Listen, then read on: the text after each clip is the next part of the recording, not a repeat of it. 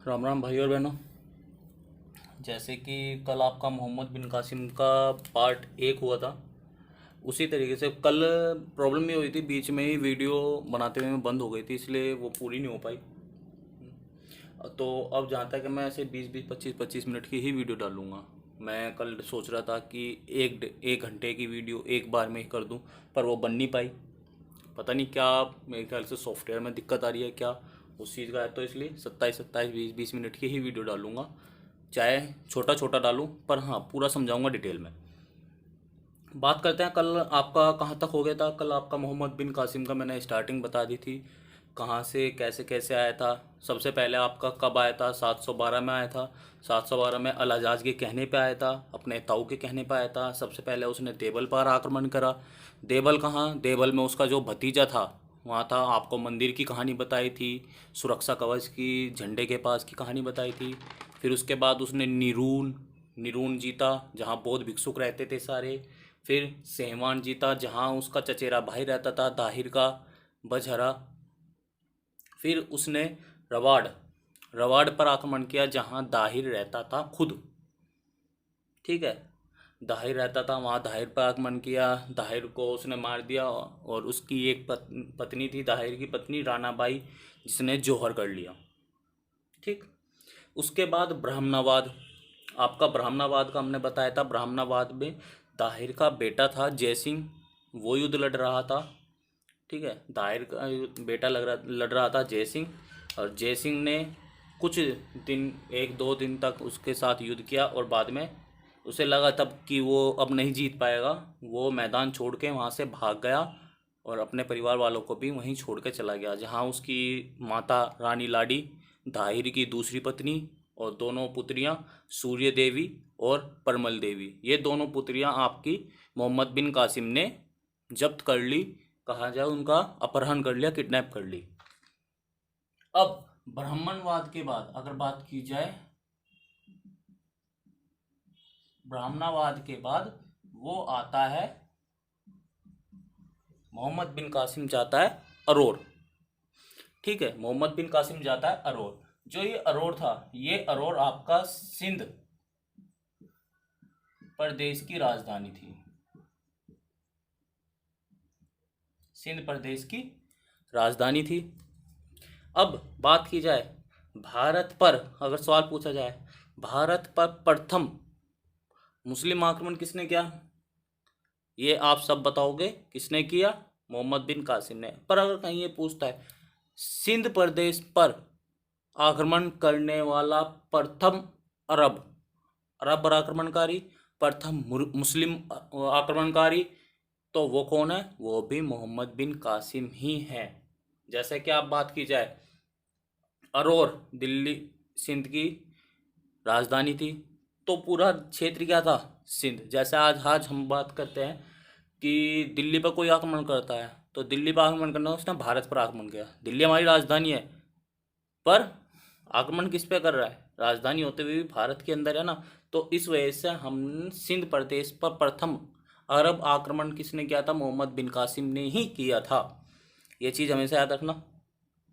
ये जीता इसने। इसके जीतने के बाद ये गया इसकी जो मुल्तान। ठीक है, मुल्तान ये गया है 713 ईस्वी में। 1 साल इसे भारत में युद्ध करते हुए हो चुका है। 712 में आया था, मार्च के महीने के करीब आया था, बसंत के ऋतु में। और अब ये 1 साल के ऊपर हो गया है इसको भारत में युद्ध करते हुए। अब मुल्तान, मुल्तान आपका सिंध प्रदेश का प्रमुख नगर,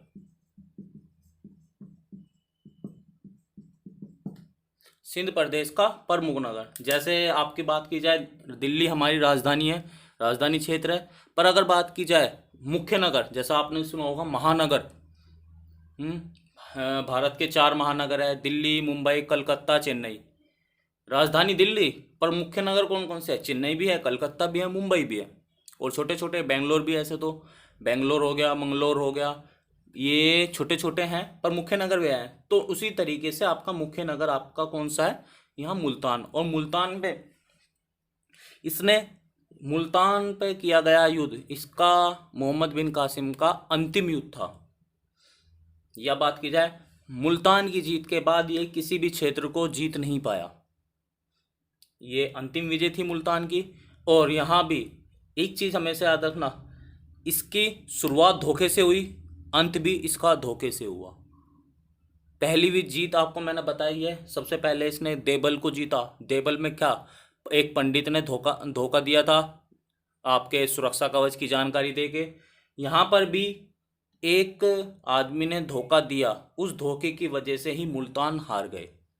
मुल्तान पे इसने जीत हासिल की। वो धोखा क्या था कि मुल्तान के जैसे, आप आजकल का तो है नहीं, आजकल का टाइम ऐसा नहीं है। आज तो क्या करा, समरसिवल होते हैं, समरसिवल आपने पाइपलाइन आ गई पानी के लिए, पानी की सुविधा आज घर पे मिल जाती है।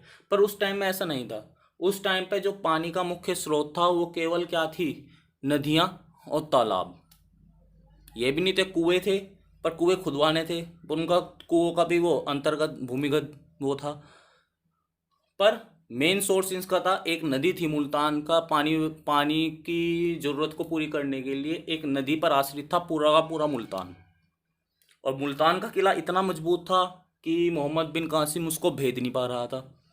तब जाकर एक घाती आदमी ने या गद्दार ने क्या काम किया, मुल्तान उसको मोहम्मद बिन कासिम को जाके उस नदी के बारे में बता दिया कि अगर आप, ये नदी है, इस नदी के बिना अगर आप इस नदी का पानी रोक दो तो मुल्तान में जितने मुल्तान के निवासी सारे भूखे प्यासे मर जाएंगे। तब आपकी वे अधीनता आपके सामने जरूर हाथ जोड़ेंगे। उसने मोहम्मद बिन कासिम ने ऐसे ही करा। मोहम्मद बिन कासिम ने सबसे पहले उसी नदी का पानी रुकवाया और कोई पानी ना खोल पाए इसलिए वहाँ सैनिक लगा दिए अपने। आ जाओ, जो पानी खोलने आता उसे युद्ध करना पड़ता, किले के दरवाजे खोलने पड़े थे, वो बांध तोड़ने के लिए, जो उसने पानी रोक रखा था उस चीज़ को हटाने के लिए। तो उस तरीके से इन्होंने मुल्तान को जीत लिया। अब मुल्तान को जीत लिया, मुल्तान को जीतने के बाद इसे बहुत सारा सोना प्राप्त हुआ। मुल्तान ये बहुत जो मुख्य नगर है तो उसमें हाँ डेवलपमेंट सबसे ज़्यादा होगी। आपने देखा होगा जो आपके जाने माने राज्य कह रहा, जाने माने शहर है, वहाँ पर आपकी फैक्ट्री बहुत ज़्यादा है, पैसे बहुत मिलता है आज के टाइम में भी। जो नोएडा ले लो, गुड़गांव ले लो, दिल्ली ले लो, चेन्नई ले लो, बेंगलोर ले लो, नागपुर ले लो, कोई से भी आप राज्य उठा सकते हो। तेलंगाना के आप अहमदाबाद ले लो, गुजरात तेलंगाना ले लो, अहमदाबाद ले लो, हैदराबाद ले लो, ये जाने माने राज्य वो हैं शहर जहाँ अच्छी डेवलपमेंट हुई है। तो उसी तरह से मुल्तान भी था। मुल्तान में इन्होंने लूटपाट मचाई। लूटपाट मचाने के दौरान इन्हें यहाँ इतना सोना प्राप्त हुए कि ये अचंभित हो गए, आश्चर्यचकित हो गए कि इन्होंने कहा भाई हाँ, केवल एक जगह से इतना सारा सोना कैसे प्राप्त हो गया हमें, ऐसा इतना पैसा है यहाँ। तब जाके जो अरब के इतिहासकार हुए हैं, अरब के इतिहासकारों ने मुल्तान को एक नाम दिया, स्वर्ण नगरी। अगर बात की जाए अरबों ने,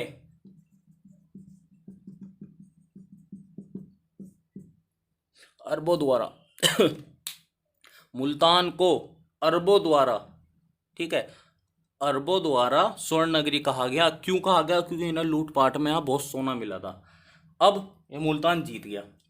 अब मुल्तान जीतने के बाद इसका दिमाग तो वही है, महत्वाकांक्षी था, ज़्यादा उनका भाई थोड़े में संतुष्ट होने वाला नहीं था। वही है, लालची आदमी का क्या है, आप उसे पहले उसके पास 10 रुपये नहीं होते थे तो उसे लालच रहता है 10 रुपये का। जब उस पर 10 रुपये आ जाएंगे तो वो लालच करेगा 100 रुपये का। जब 100 आ जाएंगे वो 1000 रुपये का। तो उसका लालची आदमी का कभी लालच खत्म नहीं होता। वही काम इसके साथ था मोहम्मद बिन कासिम के। भाई इसने इतना पैसा इकट्ठा कर लिया, आधा पैसा अपने पास रखता था, आधा बाहर वापस खलीफा के पास भेज देता था, ये बात अलग है, ठीक है। तो इसने सोचा जब मुल्तान केवल एक छोटे से शहर में इतना पैसा है तो पूरे भारत में कितना पैसा होगा। ये बात आप भी सोचने की बात है उस टाइम, क्योंकि भारत को सोने की चिड़िया कहा जाता था, ठीक। तो इसके दिमाग में ये आई, जब छोटे से शहर में इतना पैसा तो पूरे देश में कितना पैसा होगा। तो इसने पूरे भारत को जीतने का प्लान बनाया, कि इसने जो भारत के आगे शेष राज्य बचे हैं उन सबको भी जीतेगा और वहाँ से भी पैसे लूटेगा। अब पैसे लूटने के लिए इसने योजना बनाई, और अगली योजना जो इसने बनाई वो बनाई इनने कन्नौज को जीतने की। मुल्तान के बाद इसने कन्नौज, उत्तर प्रदेश के इलाके को जीतने की योजना बनाई कि मैं अब कन्नौज को जीतूंगा। अब मैं कन्नौज पे भेजूंगा। और कन्नौज के लिए इसने अपने एक सेनापति, जो इसकी साथ आए थे, 50,000 से ज़्यादा सैनिक थे, उनमें ही एक सर्वश्रेष्ठ सैनिक था जिसका नाम था अबू हकीम। अबू हकीम को तैयार किया कि तू कन्नौज पे जाकर आक्रमण करेगा। पर वो कन्नौज का आक्रमण हो नहीं पाया, क्योंकि आक्रमण से पहले ही मोहम्मद बिन कासिम की मौत हो गई। अब ये पूछो भाई, मौत हो तो गई, अब मौत हुई तो हुई कैसे? अगर बात की जाए मोहम्मद बिन कासिम की मौत हुई तो हुई कैसे, इसके लिए कासिम की जो मृत्यु हुई है ये आपकी 715 ईस्वी में हुई है, ये डेट है। इसके लिए दो कहानियां आती हैं, मतलब अलग अलग राइटर होते हैं, अलग अलग आपके इतिहासकार हुए हैं, उन सब ने अपनी अलग अलग थ्योरी दी है। जैसा आप पीएचडी करते हो तो आपको एक रिसर्च देनी पड़ती है, अपना एक तर्क देना पड़ता है, ठीक है। तो वही चीज़ आती है कि अलग अलग जो जाने माने इतिहासकार हुए थे उन्होंने एक अपनी थ्योरी दी, अलग अलग आदमी ने, पर दो थ्योरी सर्वमान्य है, सबसे ज़्यादा दो थ्योरी मानी जाती है। जो दो थ्योरी है वे आपको मैं दोनों थ्योरी बता रहा हूँ। पहली थ्योरी जो मानी जाती है वो थ्योरी मानी जाती है जो आपको मैंने क्या बताया था, ब्राह्मणवाद। ब्राह्मणवाद से दाहिर की दोनों लड़कियां पकड़ी गई थी, याद होगा आपको, सूर्य देवी और परमल देवी, ठीक है, याद होगा आप सभी को। ये तो मैंने इसलिए कहा था कि इन दोनों के जिक्र आगे आएगा, इसलिए बता रहा हूं, इनका नाम नहीं तो नहीं बताता। सूर्य देवी, परमल देवी, दो लड़कियां इनके पकड़ी गई थी। मोहम्मद बिन कासिम ने इनको खलीफा के पास भेजा, जैसे कि पहले देवल में 700 लड़कियां भेजी थी, उसी तरीके से सूर्य देवी, परमल देवी को भी इसने खलीफा के पास सौंप दिया। कि क्या कहते हैं भाई, इस्लाम धर्म में पुराने टाइम से ही बात की जाए, स्त्रियों को केवल एक भोग वस्तु माना गया है, मतलब एक कहा जाए एक इस्तेमाल करने का सामान माना गया है। कभी उनको एक ऐसी उस नज़र से नहीं देखा गया कि हाँ ये भी इंसान होंगी, केवल उन्हें एक शोषण का साधन माना गया है, अपनी इच्छा पूर्ति के लिए माना गया है। ये चीज़ आपका इस्लाम धर्म की सबसे बड़ी त्रुटि है, सबसे बड़ी कमी यही रही है हमेशा। तो यहाँ भी कासिम ने दोनों लड़कियों को खलीफा के पास भेजा। खलीफा ने अपने लिए चुना सूर्य देवी को। उसको सूर्य देवी जो लड़की थी वो अच्छी लगी, उसने अपने लिए सूर्य देवी को रख लिया और परमल देवी को अलाजाज को सौंप दिया। अलाजाज ने ले लिया, पर उसने अलाजाज ने लिया नहीं, वो उसी के हरम में अन्य दासी की तरह बनी रही। अब भाई जैसे ही इन दोनों के मन में एक प्लान तो था, बात की जाए अगर आपके परिवार वालों को या आपके जान पहचान या आपके प्यार करने वालों को कोई नुकसान पहुंचाता है, अभी मारने की बात नहीं कर रहा हूँ, केवल नुकसान पहुंचाने का, उनको गाली गलौज भी करता है, आपके बदन में आग लग जाती होगी, उनके ना खून उबलने लगता है कि भाई इसने कह कैसे दिया। और इसने तो इसके भाइयों को, मोहम्मद बिन कासिम ने खलीफा के कहने पर ही इसके भाइयों को, इसके बाप को, इसकी माँ को, इनको सबको मरवा दिया, इनकी प्रजा को मरवा दिया, इनका राजपाट छीन लिया। तो इनमें कितना गुस्सा होगा। तो इस चीज का इन्होंने बदला लेने की सोची, प्रतिशोध लेने की सोची।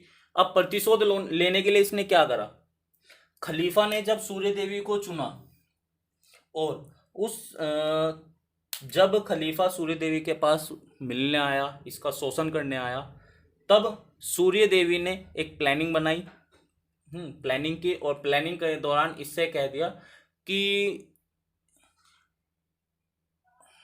आप किसके बारे में कैसे किस तरीके से बताया जाए,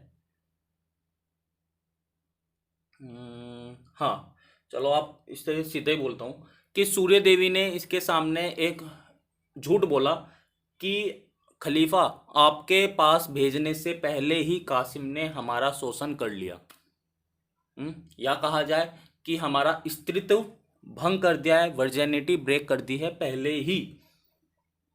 तो खलीफा को इस बात पर गुस्सा आ गया। गुस्सा आना वो था कि एक गुलाम, भाई उसका गुलाम ही था, उसका एक नौकर ही था, कि एक गुलाम ने मेरे सामान को मेरे से पहले कैसे इस्तेमाल कर लिया। कि एक चीज़ की हमेशा कि सामान के तौर पर ही देखा गया है इस्लाम धर्म में महिलाओं को पहले गया। अब का थोड़ा, अब जाके थोड़ी बदलाव आना स्टार्ट हुआ है, वरना पहले एक सामान के तौर पे ही देखा जाता था। अब ये चीज़ आई, गुस्सा आया कि भाई उसने पहले कैसे इस्तेमाल कर लिया। अब उस चीज़ का गुस्से गुस्से में इसने एक ऑर्डर दे दिया। ऑर्डर दिया क्या, कि कासिम को मारकर उसको कच्ची खाल, मतलब किसी भी जानवर की ताजी खाल में सिलवाकर दरबार में भेजा जाए। ठीक, जैसे ही ये ऑर्डर कासिम के पास आया, आदेश कासिम के पास आया, कासिम ने बिना सोचे समझे, बिना कुछ जाने, अपने मालिक का, अपने खलीफा की आज्ञा का पालन करते हुए खुद को मरवा दिया और एक बैल की खाल में खुद को सिलवाया। ठीक है, बैल की खाल में खुद को सिलवाया, संदूक में रखवाया और दमिश्क जहाँ राजधानी थी, अपने उस संदूक को खलीफा के सामने भेज दिया। खलीफा ने संदूक खोला। संदूक खोलने के बाद उसे अच्छा लगा। उसने कहा कि ये हैं मेरे गुलाम, जो मेरे एक आदेश पर अपनी जान भी न्यौछावर कर दें। भाई वो तो घमंड के साथ उसने राज्य में उसका शव फैलाने लगा, घुमाने लगा। तब सूर्य देवी ने उसके सामने सारा सच बता दिया कि नुका मैंने अपना बदला लेने के लिए तेरे से झूठ बोला था, तूने गुस्से में आके अपना ही सबसे अच्छा सैनिक मार दिया। वो चीज़ है, इसने बात कही, बहुत बातें कही होगी, केवल कहानी के तौर पे बता रहा हूँ कि हाँ भाई इस तरह से हुआ होगा।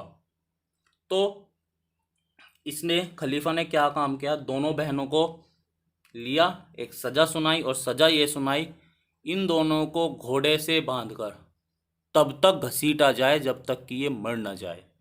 और ऐसे ही इन दोनों की भी मौत हो गई और मोहम्मद बिन कासिम की भी मौत हो गई। ये आपकी आती है पहली थ्योरी।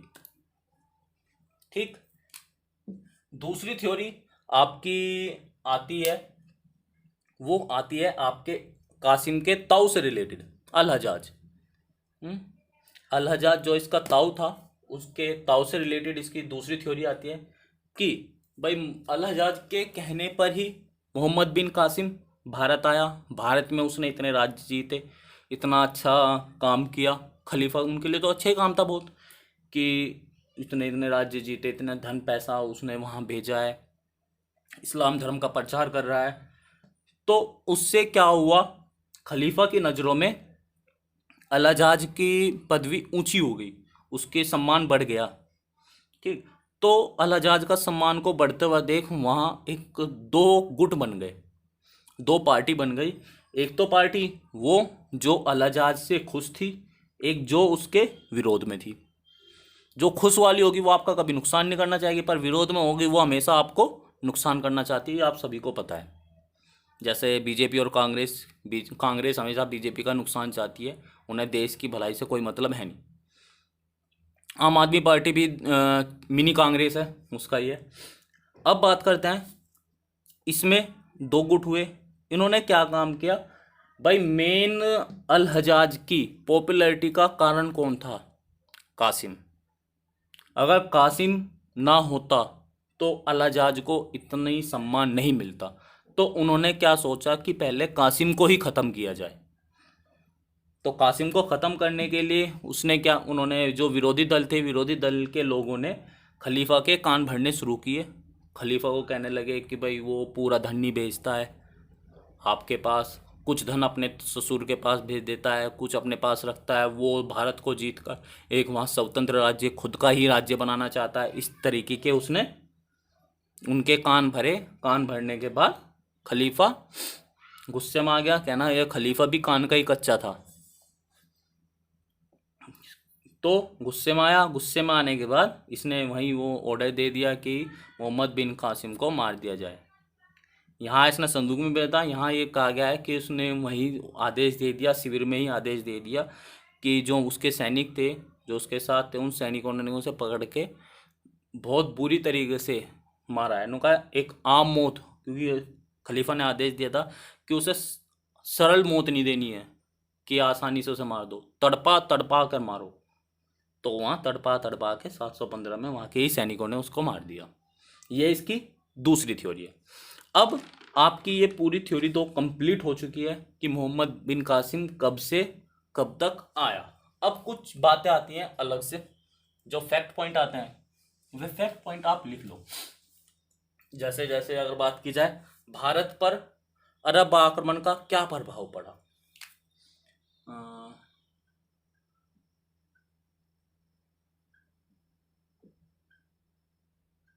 पॉइंट अगर डालते हो, अरब आक्रमण का प्रभाव क्या पड़ा, भाई सबसे पहले तो यहाँ से काफ़ी प्रभाव पड़ा हमारे ऊपर, हमारी संस्कृति में भी पड़ा है। हमने कुछ अरबों से सीखा, कुछ अरब लोगों ने हमसे सीखा, ये काफ़ी चीज़ें आती है।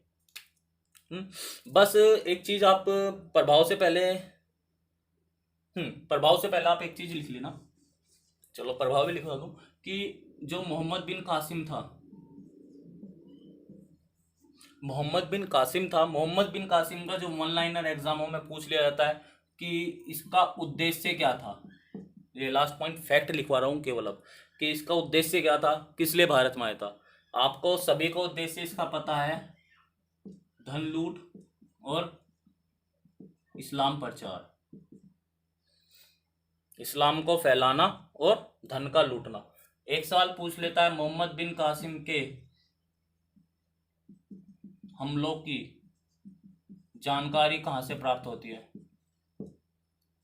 या मोहम्मद बिन कासिम के आक्रमणों का स्रोत क्या है। तो इसके दो स्रोत हैं। नॉर्मली आप सबने एक ही स्रोत पढ़ा होगा, जहां भी आपने पढ़ा होगा चचनामा, एक ही किताब का नाम पढ़ा होगा, पर इसके दो स्रोत हैं। एक है फुतुल अल बलदान, ये दो बुक्स हैं। इन दो ग्रंथों से ही हमें मोहम्मद बिन कासिम के आक्रमणों की जानकारी मिलती है। ठीक है, अब किस किस का है, ये तो लिखी गई है अली अहमद द्वारा, ये बुक तो लिखी गई है अली अहमद द्वारा, और ये बुक लिखी है बिला दूरी, ये बुक लिखी गई है बिला दूरी द्वारा। तो इन दोनों के राइटर है, पूछ लेता है। चचनामा सब नॉर्मली सब याद करते हैं, अली अहमद, या आपको हर बुक में मिलता है। जो नया क्वेश्चन बनता है, बिला द्वारा रचित फुतुल अल बलदान से हमें किसकी जानकारी प्राप्त होती है, तो मोहम्मद बिन कासिम के आक्रमण की या अरब आक्रमण की जानकारी प्राप्त होती है। तो ये सवाल आपका नया सवाल बनता है इससे। एक चलो नॉर्मल आप, एक सवाल ये भी है, चचनामा को एक दूसरे नाम से भी जानते हैं कि इसका नाम आता है फतेहनामा सिंध। लिखते हो लिख दो, नहीं तो छोड़ दो। ठीक है, ये चीज आपकी फैक्चुअल थी। अब इसके बाद क्या आता है, नॉर्मल क्या क्या चीज है, इसके आक्रमण के, मोहम्मद बिन कासिम के आक्रमण का क्या प्रभाव हुआ, कि जो यहाँ के लोग थे, यहाँ के लोगों ने क्या काम किया, इसी के आक्रमण की वजह से हमारा चरक संहिता, पंचतंत्र, चरक संहिता और पंचतंत्र का अरबी अनुवाद इसी के आक्रमण के दौरान हुआ। ठीक है, चरक संहिता किसने लिखी, चरक ने लिखी। पंचतंत्र किसने लिखी, आपके विष्णुदत्त शर्मा ने लिखी।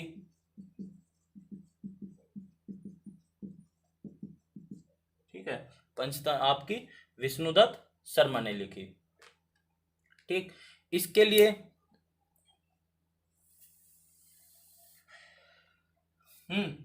ये दो का अरबी अनुवाद किया गया।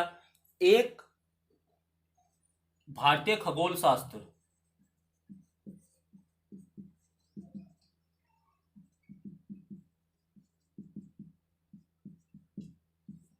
भारतीय खगोल शास्त्र पर एक ग्रंथ, भारतीय खगोल शास्त्र पर एक ग्रंथ लिखा गया। खगोल शास्त्र आपका वही अंतरिक्ष विद्या, नक्षत्र, ग्रह, इनके ऊपर एक ग्रंथ लिखा गया अरबी लैंग्वेज में ही, जिसका किताब का नाम, ग्रंथ का नाम लिखा है किताब उल जीज।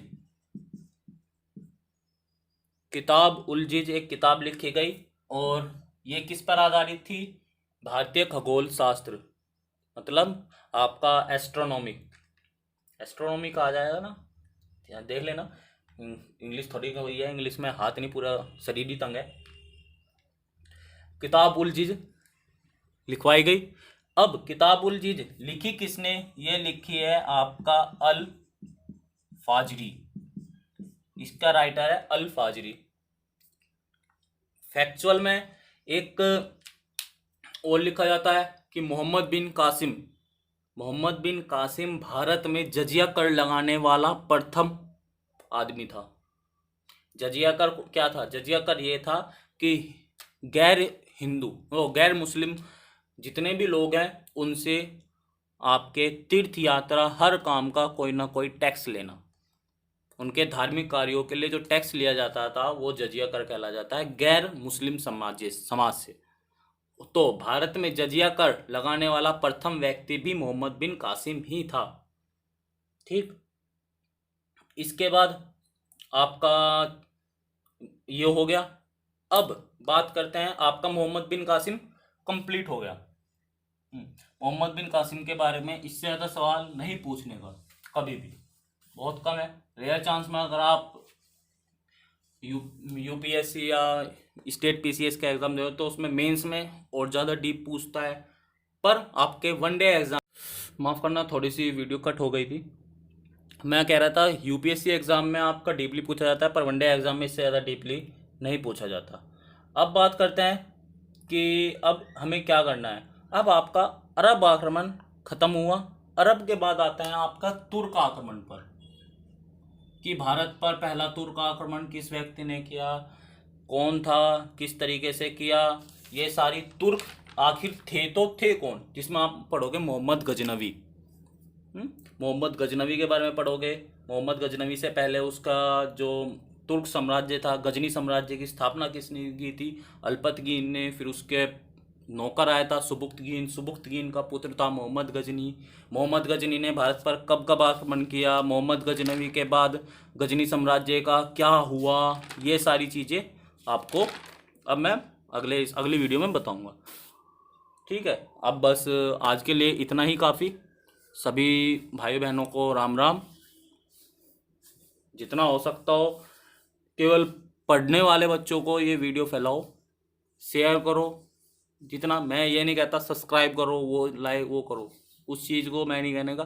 बस जो बंदा ज़रूरतमंद है, जिसको ज़रूरत है पढ़ने की और वो पढ़ नहीं पा रहा है, उसको भेजो। क्योंकि मेरा यही है कि जो चीज़ मेरे पास आती है मैं दूसरों को भी सिखा दूँ। चलो राम राम भाइयों, सभी को लिए। सब सुरक्षित रहो, अपने घर पे अपने परिवार के साथ रहो। जय राम जी की।